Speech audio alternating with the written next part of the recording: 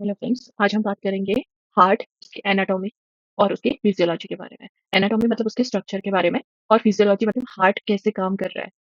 तो सबसे पहले जानते हैं हार्ट। हार्ट नॉर्मली क्या होता है, हमने पढ़ा है कि हार्ट में 4 चेंबर्स होते हैं। कौन-कौन से? Right atrium, right left atrium, right ventricle और लेफ्ट वेंट्रिकल। ओके? जो ऊपर के जो 2 चैम्बर होते हैं वो होते हैं एट्रियम और नीचे के 2 जो चैम्बर होते हैं उनको कहते हैं वेंट्रिकल। ओके? तो right atrium, right ventricle, left ventricle. Okay. अब हमें ये पता है कि हमारे हार्ट का काम होता है क्या?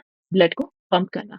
ये हार्ट क्या करेगा? ब्लड को पंप करेगा और फिर वो जो ब्लड है वो हमारे पूरे ऑर्गन्स में सप्लाई होगा। और अगर हम बात करें हार्ट के कवरिंग्स की, ठीक है? तो हार्ट की टोटल 3 कवरिंग होती है। सबसे बाहर की कवरिंग है, जो आउटर कवरिंग है, उसको कहते हैं पेरिकार्डियम। जो मिडिल की जो कवरिंग है उसको कहते हैं मायोकार्डियम और जो सबसे अंदर वाली कवरिंग है उसको कहते हैं एंडोकार्डियम। तो myo M for middle, M for myocardium, inner I for inner और इंडोकार्डियम ऐसे याद हो जाएगा। तो 3 कवरिंग्स होती हैं हार्ट में। आउटर कवरिंग है पेरिकार्डियम। हमने देखा कि हार्ट में 4 चेंबर्स हैं, 2 एट्रियम और 2 वेंट्रिकल, ओके, राइट लेफ्ट और राइट लेफ्ट और इसमें 3 कवरिंग्स हैं। तो अब हम बात करते हैं कि होता क्या है, पूरी फिजियोलॉजी देखेंगे कि कैसे ब्लड आता है हार्ट में, कैसा ब्लड हार्ट में आता है और कैसा ब्लड हार्ट से पूरे बॉडी में जाता है। सबसे पहले अगर हम बात करें, ये जो ब्लू कलर का आपको दिख रहा है, ये आप समझ लीजिए कि ये ऐसा ब्लड है जिसमें ऑक्सीजन की कमी है, यानी डीऑक्सीजनेटेड ब्लड।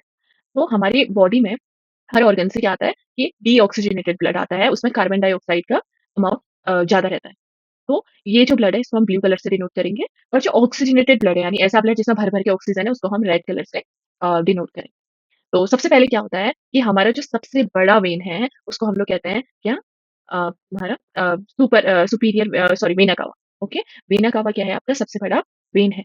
तो आपको एक चीज़ याद रखनी है कि वेन डीऑक्सीजनेटेड ब्लड को लेके आता है और आर्टरी ऑक्सीजनेटेड ब्लड को ऑर्गन्स में लेके जाती है।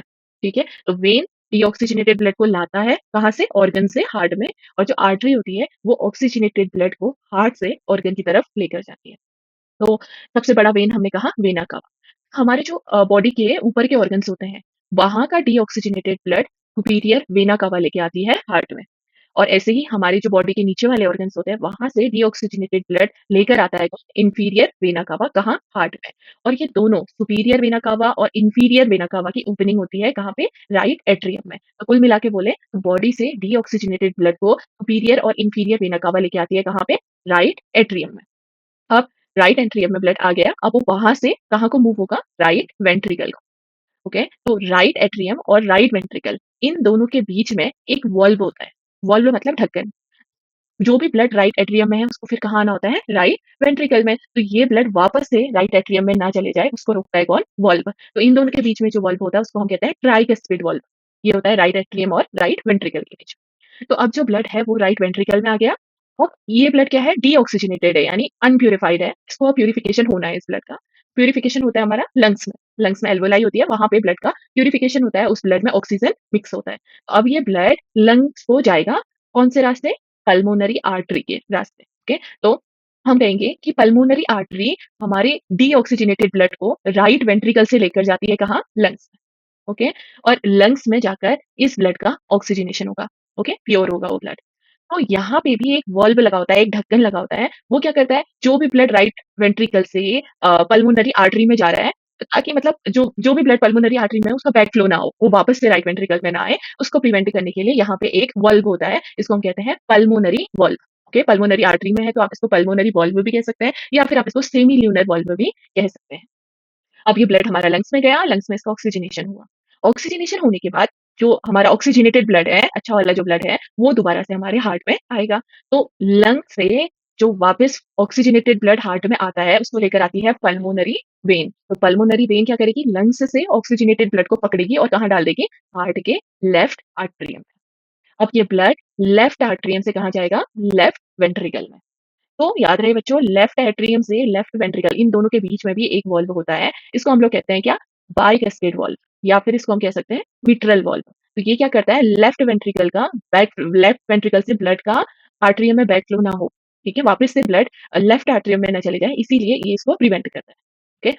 अब लेफ्ट वेंट्रिकल से जो ये ब्लड है, ये पंप होके कहाँ चले जाता है? एओर्टा। एओर्टा क्या होती है? बॉडी की सबसे बड़ी आर्टरी होती है। इस आर्टरी से होते हुए ये हमारे ऑर्गन्स में सप्लाई हो जाता है। तो अब एक और चीज़ कि ये जो लेफ्ट वेंट्रिकल है और जो एओर्टा है, इन दोनों के बीच में भी एक वाल्व होता है, उसको हम लोग कहते हैं एओर्टिक वाल्व। एओर्टा में है तो इसलिए इसको कहेंगे एओर्टिक वाल्व। इसका काम क्या होता है कि जो भी ब्लड एओर्टा को पंप हो गया है, वो वापस से हमारे लेफ्ट वेंट्रिकल में ना आए, तो ये जो आपका वाल्व है, ये उससे प्रिवेंट करता है, ठीक है? और फिर एओर्टा से जो ब्लड है, ये पूरी बॉडी में सप्लाई हो जाता है, ओके? तो हमने देखा कि पूरी बॉडी से जो डीऑक्सिजनेटेड ब्लड है, उसको लेके आता है वेन। ऊपर वाले ऑर्गन से लाता है सुपीरियर वेना कावा, नीचे वाले ऑर्गन से लाता है इंफीरियर और वेना कावा। दोनों उसको कहाँ खाली करते हैं? राइट एट्रियम में। राइट एट्रियम से ब्लड जाता है राइट वेंट्रिकल में, फिर राइट वेंट्रिकल से ये प्यूरिफिकेशन के लिए जाता है लंग्स में, और कौन लेके जाता है इसको? Pulmonary artery. लंग्स में जब इसका प्यूरिफिकेशन हो जाता है, तो वापस से वो जो प्यूरिफाइड ब्लड है, ये कहाँ आता है? हमारे हार्ट में आता है, और कौन लेके आता है? पल्मोनरी वेन, और कहाँ पे डालता है?